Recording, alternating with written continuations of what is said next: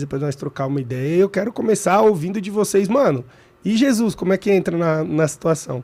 Porque a nossa mesa é para falar sobre Deus e a visão cristocêntrica de tudo. Eu vou querer saber até de Jesus com o brigadeiro. Porque, mano, Abner, filma isso aqui, Abner.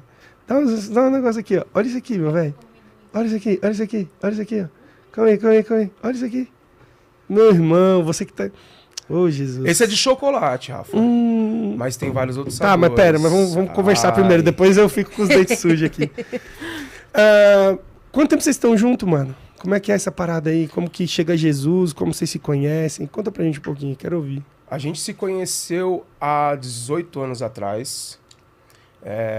Por um casal, né? Amigos em comum.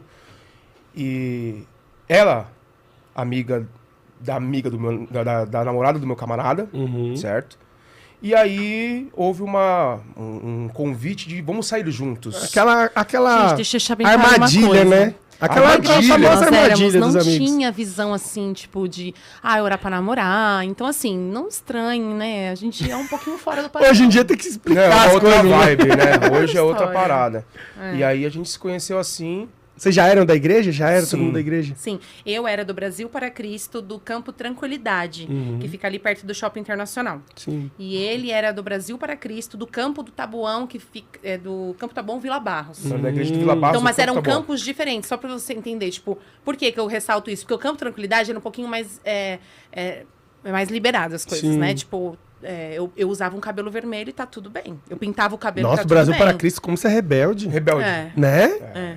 Ela era rebelde. Rebelde. Aí o que acontece? E eu usava calça. Sim. Meu Deus, muito rebelde. Muito rebelde. Muito rebelde. Entendeu? Aí, quando eu conheci ele, era do Vila Barros e, cara, negativo, não pode usar calça, não pode pintar cabelo, Pelo não amor pode de fazer Deus. nada. Então, foi um choque, entendeu? Na época, assim. Não, mas pera. Aí marcou esse encontro. Quero ouvir isso aí. Ai, gente. Marcou esse encontro. Teve um rolê. A gente foi E como que você chega num rolê e você vê essa herege? Não. Inicialmente. Como é isso? De todas as formas. Como que você chega e você fala, Rafa, quando eu conheci o "Valei-me Leandro, Nossa deixa eu te Senhora." falar. Quando eu conheci o Leandro, eu estava na pior fase da minha... Ai, mãe. Minha mãe não tá online, não, né? Mãe, fica desonline aí, mãe. É, Deixa eu Porque conversar isso um mexe pouco. um pouquinho com ela. É. Eu estava numa fase... Mas pera, brincadeiras à parte. Eu já compartilhei a minha desviada aqui. Eu sou filho de pastor e eu nunca tive uma desviada 100% no mundo, porque eu vivi uma vida dupla. Eu ficava com o pé dentro e o pé Vida fora. dupla, Opa! exatamente. Entendeu? Mas por que eu falo isso? Não é pra incentivar a pessoa a viver uma vida dupla. É pra dizer pra ela que, mano, você precisa se arrumar, velho. Não vale a Porque a pena. minha vida, ela se arrumou depois Exatamente. que eu me alinhei com Deus. É isso aí. Então, às vezes, a gente tá tirando das pessoas verem essa nossa fragilidade, mas, mano, nós é um saco de vacilo. Coisa boa nós é Jesus, coisa ruim é nós mesmos, tá ligado? Exatamente. Então, Isso mano, é bom pelo sentido... É muito... Eu exatamente. gosto de ouvir essas histórias de verdade, Isso saca? é bom pelo sentido assim, que muita gente olha pra mim e não diz, né? Sim. Mas nessa época, eu tava com amizades... Não vou culpar as amizades, óbvio, né? Mas eu acabei conhecendo um mundo horrível. Eu trabalhava numa empresa e eu tinha algumas amigas que eram usuárias de... Aí. né? Do Banza. Do banco, né? Dava o doisinho. E aí eu acabei entrando nisso e fiquei. Todos os dias eu Indo pra igreja, mano. indo pra igreja, sendo Olha do que muito louvor louco. Olha que muito louco. da igreja. Então, só que assim, eu sempre soube que o meu lugar não era ali, sabe? Então, eu sempre E como que era isso no teu lutei. coração, mano? Como que você lidava? Tipo, você tava num caminho de apostasia, tipo, você tava esfriando, meio que, vou lá cantar e é nóis, e eu canto aqui porque pra ninguém me encher o saco, porque o meu caminho era meio esse. Até um ponto que eu comecei a entender assim, tá, tô vivendo errado, mas se eu estiver na igreja, o lugar que vai me acertar é a igreja. Então mudou na minha cabeça. Mas eu vivi um ponto assim que, tipo, mano, meu pai é pastor, eu tenho escala da bateria pra cumprir, eu vou tocar bateria e é nóis e ninguém sabe o que eu tô fazendo.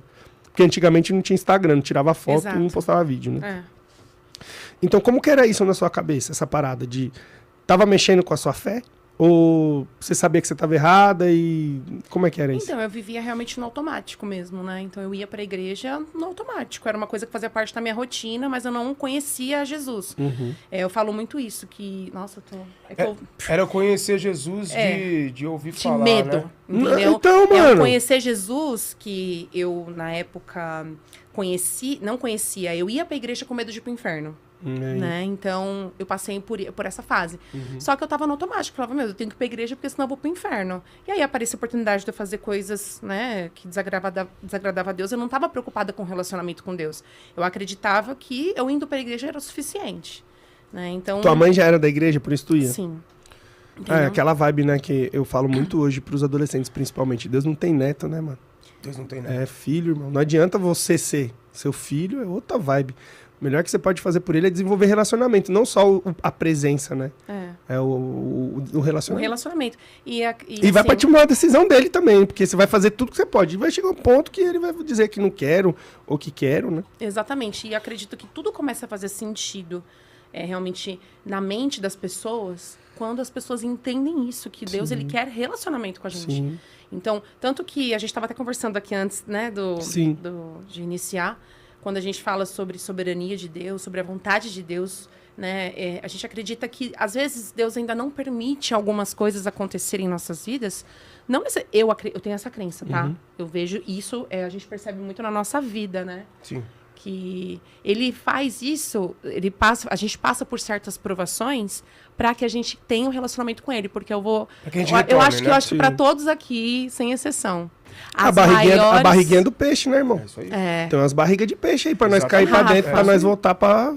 As Deus maiores... manda uns peixão aí, mano. Manda. Tem uns peixes Peixão. pra buscar nós. E eu acredito, as maiores orações, as maiores, assim, orações fervorosas de clamor, de busca, sabe? De joelho no chão, de cabeça no chão.